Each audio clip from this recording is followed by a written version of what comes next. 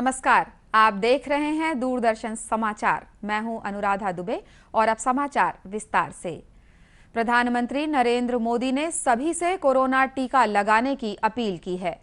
आकाशवाणी पर मन की बात कार्यक्रम में देशवासियों के साथ अपने विचार साझा करते हुए श्री मोदी ने कहा कि सभी के लिए ये गर्व की बात है कि भारत में विश्व का सबसे बड़ा टीकाकरण अभियान चल रहा है। उन्होंने कहा कि 100 वर्ष से अधिक उम्र के बहुत से लोगों ने टीके लगवाए हैं और घर के बुजुर्गों में टीके के प्रति उत्साह स्पष्ट रूप से नजर आता है। प्रधानमंत्री ने कहा कि सभी को कोरोना से लड़ने का मंत्र याद रखना चाहिए कि दवाई भी कड़ाई भी। पिछले वर्ष ये मार्च का ही महीना था।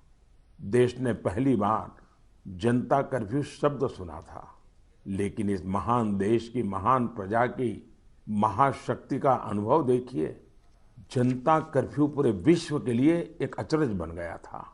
अनुशासन का ये अभूतपूर्व उदाहरण था। आने वाली पीढ़ियां इस एक बात को लेकर के जरूर गर्व करेगी। उसी प्रकार से हमारे कोरोना वॉरियर्स के प्रति सम्मान, आदर, थाली बजाना, ताली बजाना, दिया जलाना, आपको अंदाज नहीं है कोरोना वॉरियर्स के दिल को कितना छू गया था वो। और वही तो कारण है जो पूरी साल भर वे बिना थके, बिना रुके डटे रहे। प्रधानमंत्री ने देश की महिला खिलाड़ियों का जिक्र करते हुए कहा कि हमारे लिए गर्व की बात है कि आज देश की बेटियां शिक्षा से लेकर उद्योग तक और सशस्त्र बलों से लेकर विज्ञान तथा प्रौद्योगिकी के क्षेत्र में अपनी पहचान बना रही हैं। से लेकर एंटरप्रेन्योरशिप तक, आर्म्ड फोर्सेस से लेकर साइंस एंड टेक्नोलॉजी तक, हर जगह देश की बेटियां अपनी अलग पहचान बना रही हैं। मुझे विशेष खुशी इस बात से है कि बेटियां खेलों में अपना एक नया मुकाम बना रही हैं। प्रोफेशनल चॉइस के रूप में स्पोर्ट्स एक पसंद बनकर उभर रहा है। प्रधानमंत्री ने जीवन के हर क्षेत्र में नयापन और आधुनिकता लाने की बात कही। उन्होंने कहा कि भारत के कृषि क्षेत्र में आधुनिकता भी समय की मांग है। देश ने रिकॉर्ड समय में 6 करोड़ से अधिक कोविड के टीके लगाकर एक महत्वपूर्ण उपलब्धि हासिल की है। विश्व में सबसे बड़े टीकाकरण अभियान को जारी रखते हुए देश में कल 21,54,000 से अधिक लोगों को कोरोना के टीके लगाए गए। ये अभियान बीते 16 जनवरी को स्वास्थ्य कर्मियों को टीका लगाने के साथ शुरू हुआ था। इस बीच देश में पिछले 24 घंटों में कोरोना संक्रमण के 62,714 नए मामले सामने आए हैं। इनमें से लगभग 80% नए मामले छत्तीसगढ़ सहित महाराष्ट्र, पंजाब, कर्नाटक, गुजरात और मध्य प्रदेश में मिले हैं। वहीं छत्तीसगढ़ में कल 3,162 नए कोरोना संक्रमित मरीजों की पहचान की गई है। इनमें सबसे अधिक दुर्ग में 1,128 और रायपुर में 796 मरीज शामिल हैं। प्रदेश में अब तक 3,37,000 से अधिक कोरोना संक्रमित मरीजों की पहचान हो चुकी है। इनमें से 3,16,000 से अधिक मरीज स्वस्थ हो चुके हैं। वर्तमान में 17,836 कोरोना संक्रमित मरीजों का विभिन्न अस्पतालों और होम आइसोलेशन में उपचार चल रहा है। होली भारत में मनाए जाने वाले प्रमुख त्योहारों में से एक है। बुराई पर अच्छाई की जीत का प्रतीक होली पूरे देश भर में उत्साह और उमंग के साथ मनाई जाती है। आज होलिका दहन है, लेकिन कोरोना संक्रमण के बढ़ते मामलों को देखते हुए सरकार ने नए दिशा निर्देश जारी किए हैं, जिसके अनुसार होलिका दहन पर न्यूनतम संख्या में लोगों को शामिल होने कहा गया है। साथ ही होली के दिन किसी भी तरह के सार्वजनिक आयोजन को प्रतिबंधित किया गया है। इधर प्रदेश के गृह मंत्री ताम्रध्वज साहू ने प्रदेशवासियों को होलिका दहन और होली पर्व की शुभकामनाएं दी हैं। साथ ही होली त्योहार को सुरक्षित तरीके से मनाने की अपील भी की है।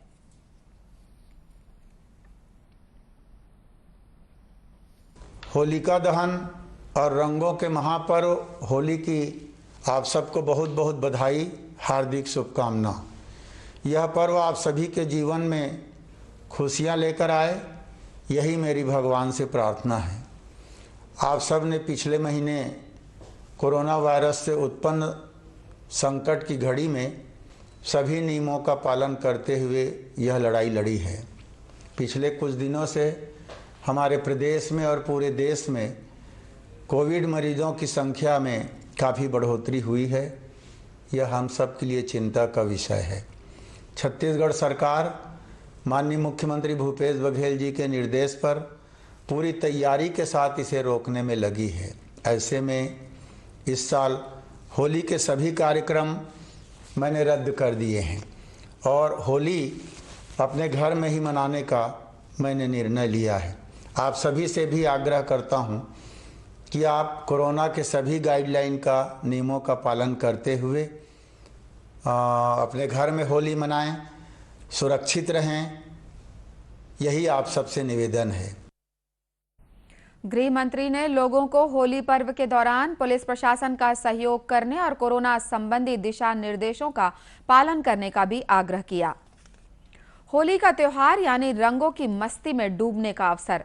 वैसे तो होली पर उत्साह और उमंग की कोई सीमा नहीं होती, लेकिन स्वास्थ्य और शरीर से जुड़ी कुछ सावधानियां रखना जरूरी होता है। खासकर आंखों की सुरक्षा सबसे जरूरी है। राजधानी रायपुर के नेत्र रोग विशेषज्ञ डॉक्टर दिनेश मिश्रा ने दूरदर्शन समाचार से बातचीत में कहा कि लोगों को रासायनिक रंगों से होली खेलने से बचना चाहिए। होली खेले जरूर, पर आंखों के अंदर में सूखा रंग ना जाए, गुलाल ना जाए, इस बात का ध्यान रखने की आवश्यकता है। पहले जो होली खेली जाती थी वो प्राकृतिक रंगों से खेली जाती थी, जो फूल पत्तियों जड़ों से तैयार किए जाते थे रंग, और ये प्राकृतिक रंग होते थे। इनका शरीर पर और आंखों पर कोई विपरीत प्रभाव नहीं होता था। यदि किसी व्यक्ति की आंखों में रंग चला जाता है या गुलाल चला जाता है तो उसमें आवश्यक है कि वह उसको रगड़े नहीं, आँख को सादे पानी से आँखों को धोया जाए और उसको निकालने की कोशिश करें। यदि नहीं बनता है तो वे अपने नज़दीक के जो चिकित्सक हैं उनसे संपर्क करें। होली पर लोगों से प्राकृतिक रंगों का प्रयोग करने की अपील की है। कोविड-19 संक्रमण इस बार नए लक्षणों के साथ सामने आ रहा है, जिसे पहचानना जरूरी है। शासन ने सभी लोगों से एहतियात बरतने और कोरोना गाइडलाइन का पालन करने की अपील की है।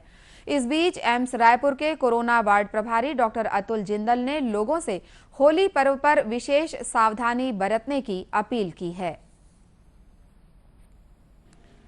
हम सब जानते हैं होली बड़ा पावन त्यौहार है और हम सब उसको मनाने के लिए उत्साहित रहते हैं। बट अब इस महामारी के दौरान आप सभी से एक निवेदन कहता हूं और करता हूं कि जब आप होली का त्यौहार मनाएं तो सिर्फ अपने परिवार के साथ मनाएं।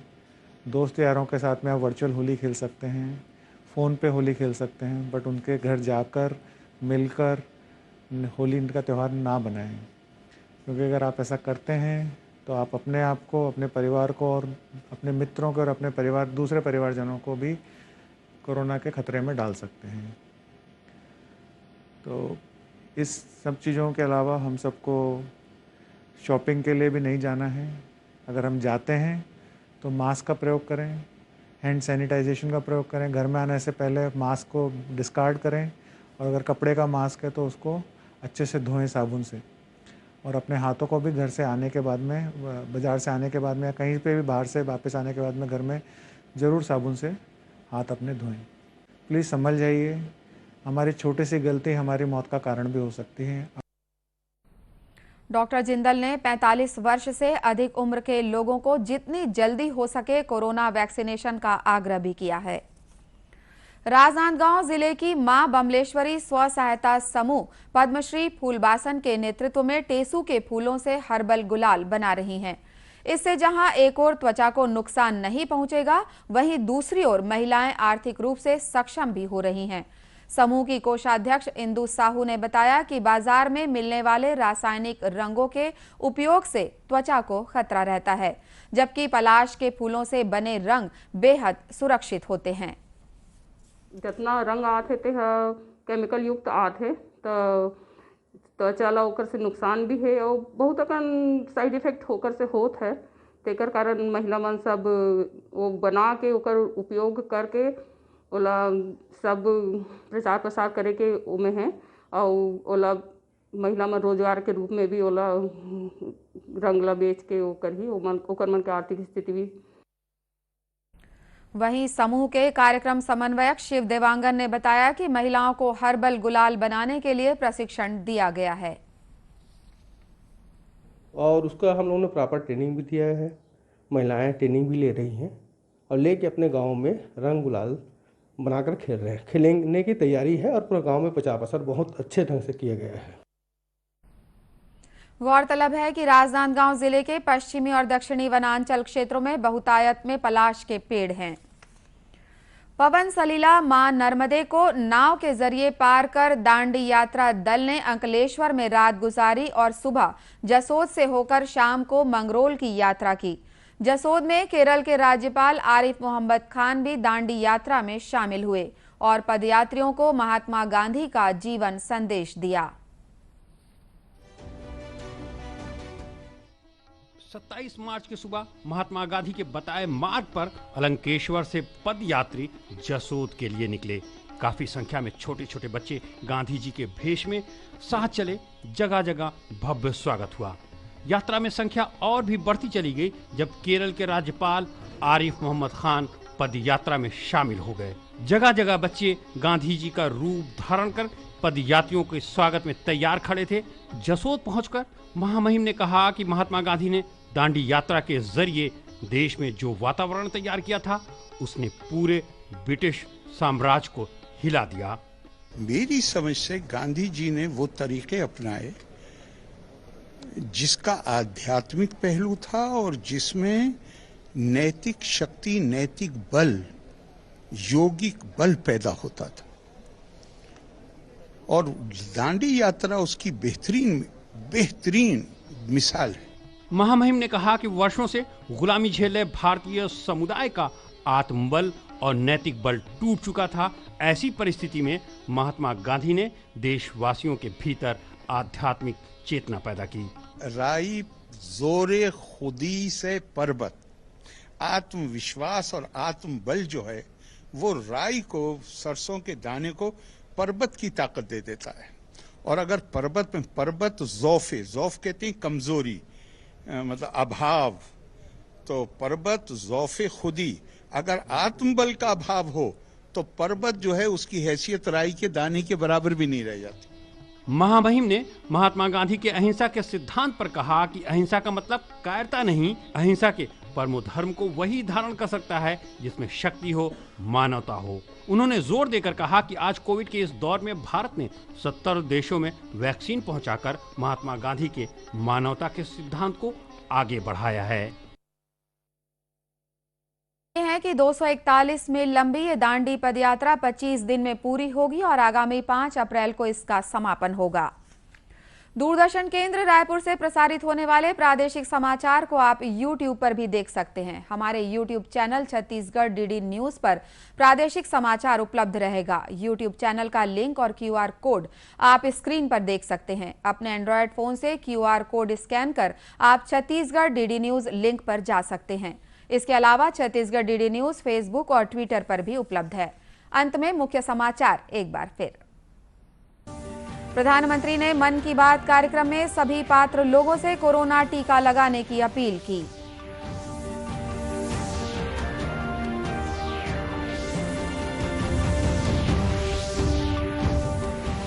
देश में 6 करोड़ से अधिक लोगों को लगा कोरोना का टीका। छत्तीसगढ़ में कल 3162 नए कोरोना मरीज मिले।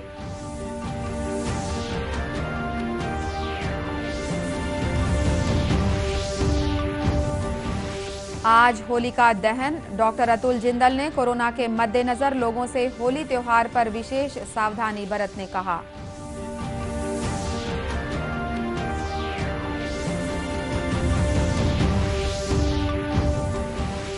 और राजनांदगांव जिले में स्व सहायता समूह की महिलाएं पलाश के फूलों से बना रही हैं हर्बल गुलाल।